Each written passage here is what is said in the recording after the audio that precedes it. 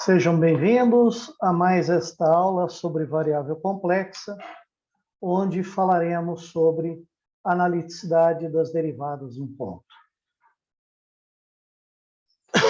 Já provamos que se uma função é analítica num contorno C e no seu interior, então, dado um ponto qualquer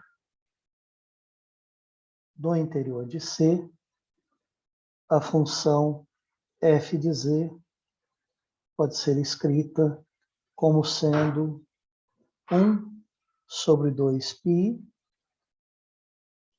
vezes a integral em C de f de z, ou melhor, f de zeta sobre zeta menos z dz. Onde zeta, então, representa a variável de integração e ela percorre a curva C no sentido anti-horário. Pois bem, se a função f é analítica na curva e no interior, o integrando, que é esta expressão, veja que z é um ponto fixado, zeta é que varia ao longo da curva C. Então, nesta integral, z é fixo. Então, o integrando só deixa de ser analítico no ponto z. E aí, tem um teorema que diz, bom, então eu posso trocar a integral em C pela integral em uma curva qualquer que esteja aqui no interior e que contenha o z também no interior dessa curva. Então, poderia substituir a curva C por uma curva C1.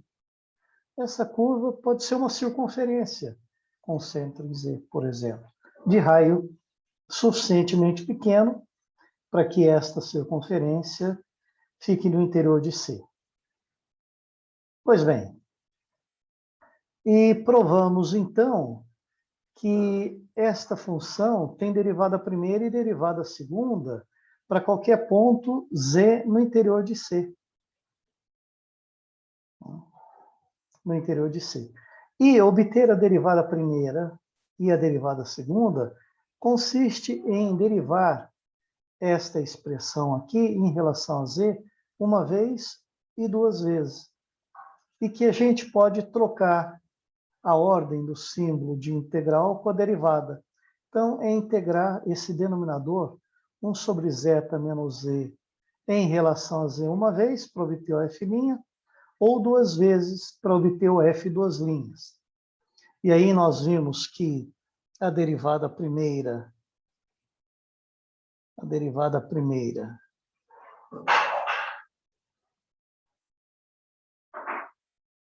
era dada por 1 sobre π integral em C de f de zeta sobre zeta menos z de zeta ao quadrado. Zeta menos z ao quadrado de zeta. E que a f, duas linhas de z, era dada por, aliás, 1 sobre 2π. E aqui na derivada primeira é 2π. Na derivada segunda é 1 sobre π vezes a integral em C de f de zeta sobre zeta menos z ao cubo de zeta. Isso é extremamente interessante, porque a única coisa que foi exigido era a analiticidade da função f sobre a curva C e no interior dela. E só essa analiticidade já garante a existência da derivada primeira, claro, porque a função é analítica e que a derivada primeira era dada por essa expressão. E garante que existe a derivada segunda. A derivada segunda é a derivada desta função. Então, esta função é derivável. Se essa função é derivável em todo o interior de C, ela é analítica em todo o interior de C. E, portanto, uma das consequências do teorema das derivadas é que se uma função é analítica em um ponto, então as suas derivadas de ordem superior existirão e serão todas analíticas nesse ponto. Por quê? Observe, se a função é analítica, ela tem a derivada primeira e a derivada segunda. E, portanto, a derivada primeira é analítica. Mas se a derivada primeira é analítica, tem a derivada segunda e terceira. Então, a derivada segunda é analítica. Se a derivada segunda é analítica, tem a derivada terceira e quarta. Então, a derivada terceira é analítica e assim por diante. É o resultado desse corolário. Não é? Se a F... Bom, então vamos lá. A F, por hipótese desse corolário, a função é analítica em um ponto. Então, vamos lá. Vamos supor que a função f é analítica em Z0. Bom, se ela é analítica em Z0, a gente sabe que, por definição, a função ela é analítica em Z0 se ela for derivável numa vizinhança desse ponto. Numa vizinhança. Ou seja, num disco aberto, né? Então, um disco aberto, que não tem a fronteira.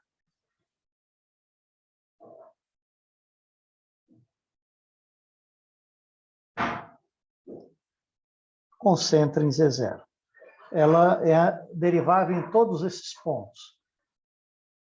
Bem, e, portanto, ela é analítica no interior desse disco. Por que ela é analítica no interior desse disco? Porque se nós dermos um outro ponto aqui, dentro desse disco, fixado um outro ponto aqui no interior desse disco, ora, existe um disco totalmente contido aqui dentro, também sem a fronteira, né? Sem a fronteira.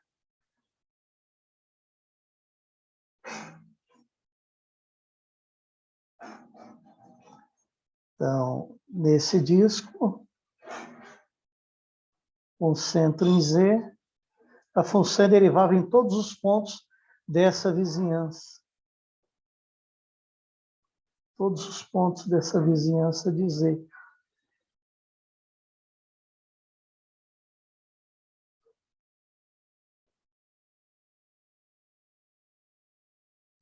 Dessa vizinhança de Z.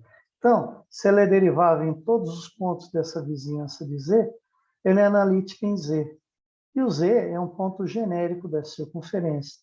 Então, ela é analítica numa vizinhança do Z0. Bom, se ela é analítica, vamos supor que essa circunferência tenha raio R.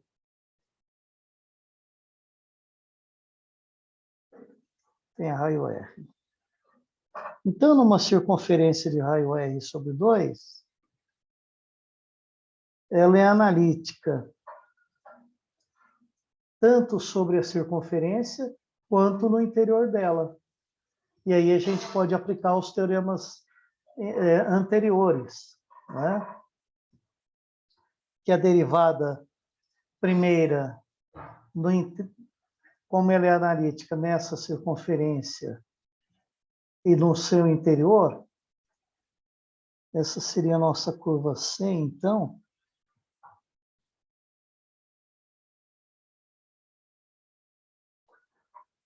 Existe a derivada primeira e existe a derivada segunda, para qualquer ponto no interior agora desta circunferência C, de raio R sobre 2, dado por essas expressões. a chamamos de C0. No caso do teorema, chamamos a circunferência de C0. Então, vale esta expressão. E esta derivada existe para todo Z no interior de C0. E isso garante que f' de Z é analítica em Z0. Porque se existe a derivada segunda, que é a derivada da derivada primeira, a f' é derivável para todo Z no interior. Isso nos permite concluir que se uma função é analítica em um ponto, sua derivada também é analítica naquele ponto, porque é derivável na vizinhança do ponto. E, seguindo por indução, as derivadas de ordem superior são analíticas no ponto. Não é? E se a f é analítica, sua derivada é analítica no ponto. Mas se a sua derivada é analítica, a derivada dela, que é a derivada segunda, também é. E a derivada terceira, que é a derivada da derivada segunda, também é analítica. E assim por diante. Provamos, então, que as derivadas de todas as ordens são analíticas naquele ponto. Basta a função ser analítica no ponto. Um outro corolário é o seguinte, que se U e V forem as partes real e imaginária dessa função complexa, e se ela for analítica num certo ponto Z, então, as derivadas parciais de todas as ordens da função U e V são contínuas desse ponto. E isso vem do fato de que, como a função f é analítica, as suas derivadas de ordem superior são analíticas no ponto. Conclui-se se as derivadas são analíticas numa vizinhança do ponto, então elas são contínuas, não só naquele ponto, mas numa vizinhança daquele ponto também. E segue das fórmulas de derivadas, primeiro, que a derivada primeira é du dx mais i dv dx, ou dv dy menos i vezes du dy. Então, se a f' é contínua, é porque as derivadas parciais são contínuas. A derivada segunda é a derivada disso. A derivada disso é derivar em relação a x. Ou então, é a derivada disso e eu posso derivar em relação a x para obter a derivada segunda. Ou é a derivada disso, né? E disso, e eu posso obter a derivada usando esta fórmula, trocando U por VY, porque se a gente tem que o f' é igual a VY menos I, o x, a derivada segunda pode ser dado pela derivada parcial em relação a y. Só que aí vem menos isso aqui, né?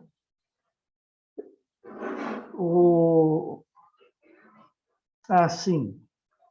Desculpa, aqui é o y em vez de o x. Aqui é o y. Então, é a derivada de menos o y em relação a y, menos o y em relação a y, e menos i, a derivada de v em relação a y, em relação a y de novo. E, portanto, olha, todas as derivadas parciais de segunda ordem também são contínuas se f duas linhas é contínua. Aqui garante que o xx é contínua, vxx é contínua, vyx é contínua, o yx é contínuo e assim por diante.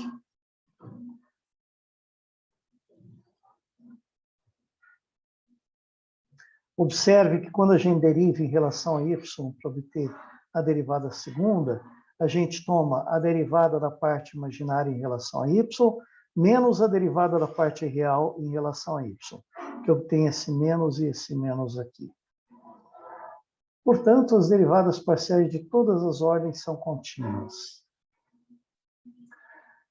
E aqui um teorema, né, para a derivada de ordem n, dada uma função f de z analítica num contorno e no seu interior.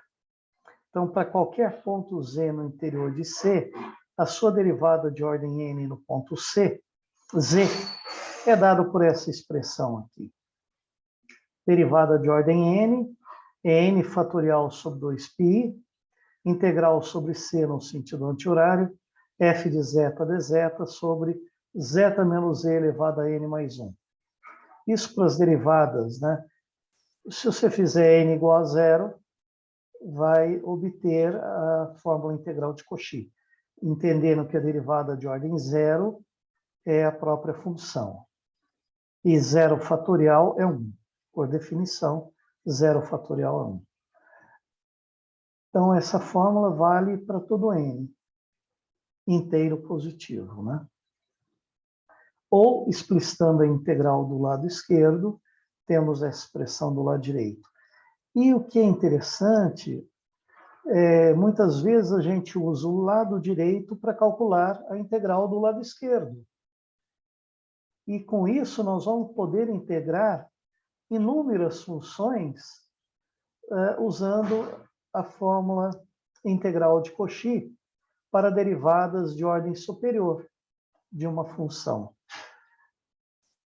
Então, observem bem essa fórmula. Veja que aqui é nm, aqui é n mais 1, não é? Para não se esquecerem. A prova, pessoal, ela é feita por indução em N e vocês poderão acompanhá-la nas anotações e acompanhar o desenvolvimento. Vamos usar na prova a integração por partes e chegar no resultado que a gente deseja.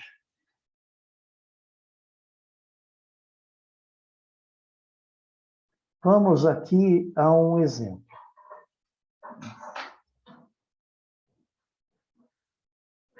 Vamos supor que queiramos integrar a função e elevado a 2e sobre z a quarta na circunferência C, com centro em 0 e raio 1. Se a gente chama f de z de elevado a 2e, nós queremos integrar essa função aqui. Veja que o z, eu posso escrever z menos 0, então o zero é o z0, da fórmula integral de Cauchy. Então, em lugar de zeta, eu voltei a usar z aqui, e aqui seria o nosso z0.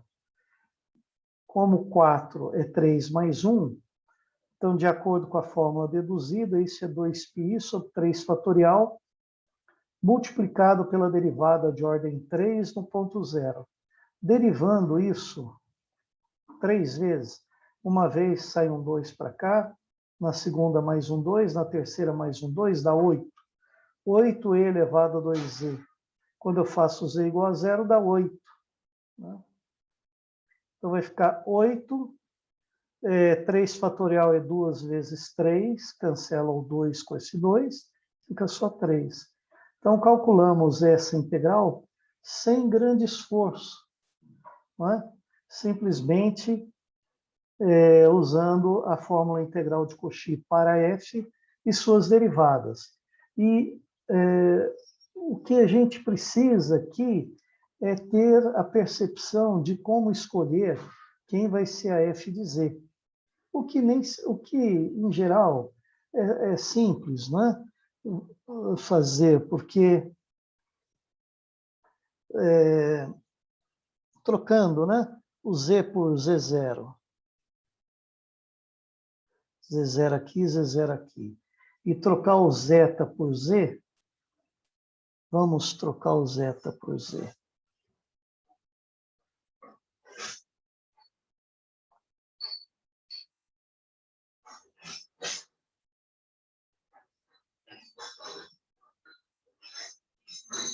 O zeta por Z vai ser a nossa variável de integração. Bem, esta fórmula, então, ela vale para todo Z0 no interior do contorno C, né? O que a gente, então, tem que colocar em evidência é tudo que multiplica uma potência de Z menos 1 Z0. Z menos Z0.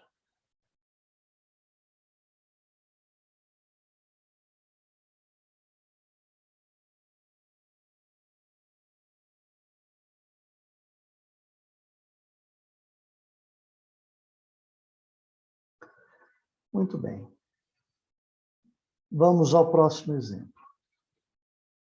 Seja C o contorno do retângulo com vértices nos pontos Z1 igual a I, Z2 igual a menos I, Z3 igual a 4 menos I, Z4 igual a 4 mais I. Então, queremos calcular a integral num retângulo.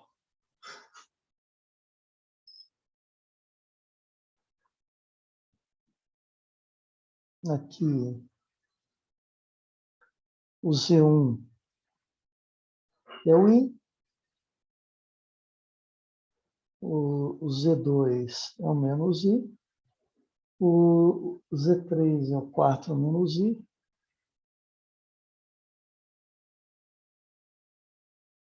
e o Z4 é o 4 mais I. O eixo imaginário está nessa direção e o eixo real está nessa direção. Nessa direção. Só que está aqui no meio, né? Está aqui pelo meio.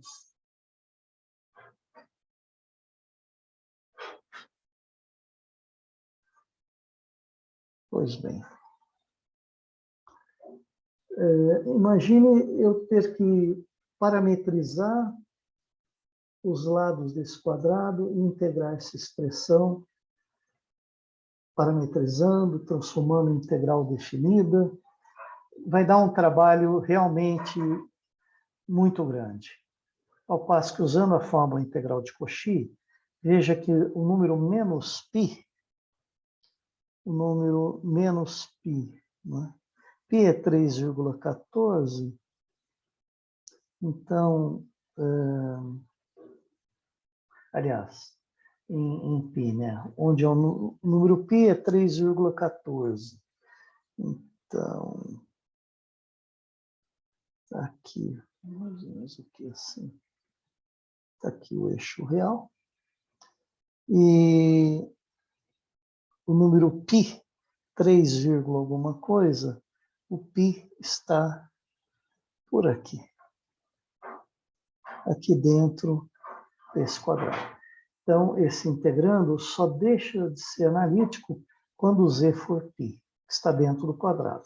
Então, eu posso usar a fórmula integral de Cauchy se eu considerar aqui como sendo f de z. Como o expoente é 3, isso é 2 mais 1. Então, isso indica que eu vou usar a fórmula integral de Cauchy no ponto π para a derivada segunda. Então, derivada segunda tem um 2 fatorial. É 2π sobre 2 fatorial vezes a derivada segunda do ponto π, onde f de z é cosseno de z. Derivada segunda do cosseno é menos o seno. Menos o cosseno, que a derivada primeira é menos o seno, e a derivada de menos seno é menos cosseno. Então, é menos cosseno de π, e o cosseno de π vale menos 1, com esse menos dá mais 1, o resultado é π, calculado de forma quase imediata. Vamos agora tomar a circunferência módulo de z igual a 3 e definir uma função g de z para todo z cujo módulo é diferente de 3. Né? Porque aqui, agora nós temos...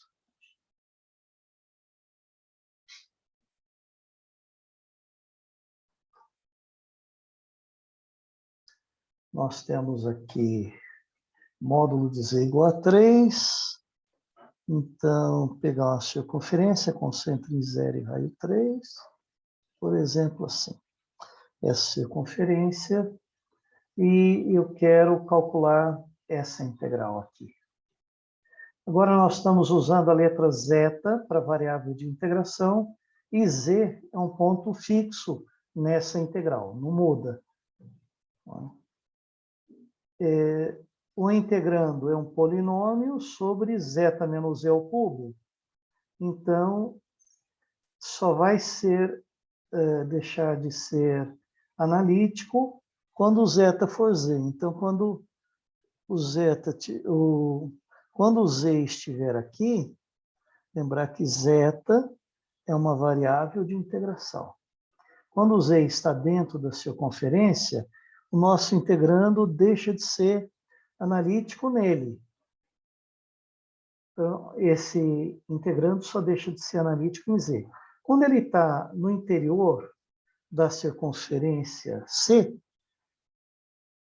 posso usar a fórmula integral de Cauchy.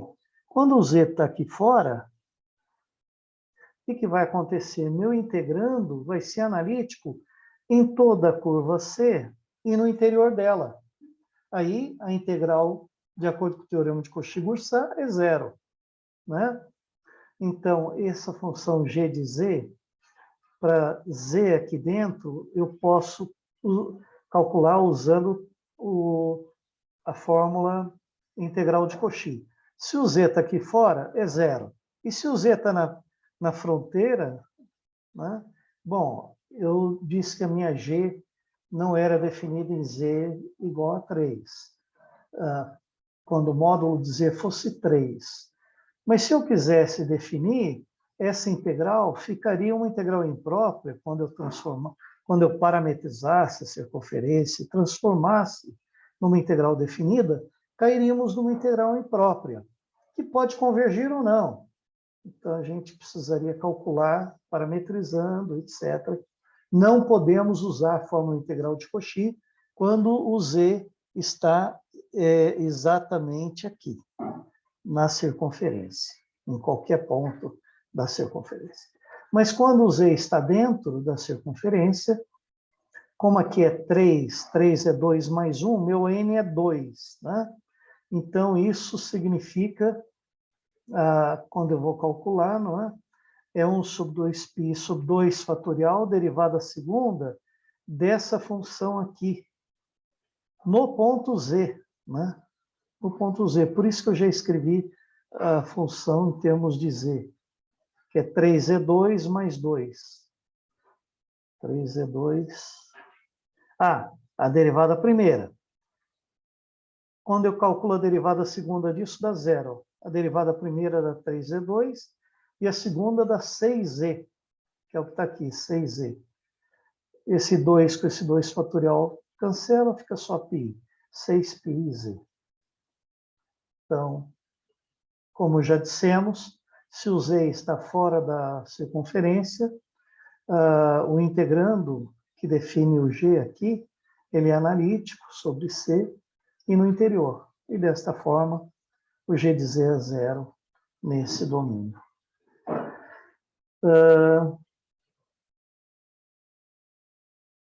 Então, relembrando, a nossa f de zeta é esse, e aqui a derivada segunda dessa função no ponto z, né? No ponto z. Vai dar 2π, 2π, opa.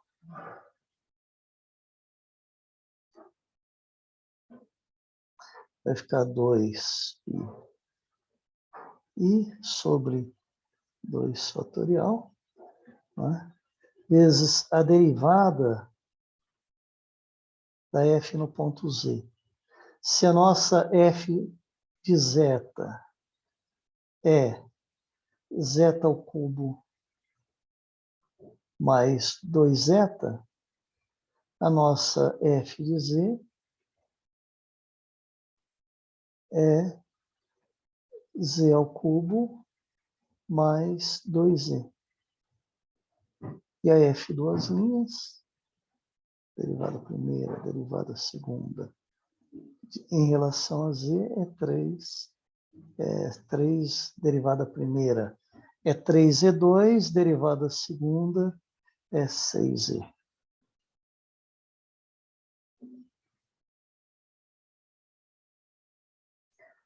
E ficamos então por aqui.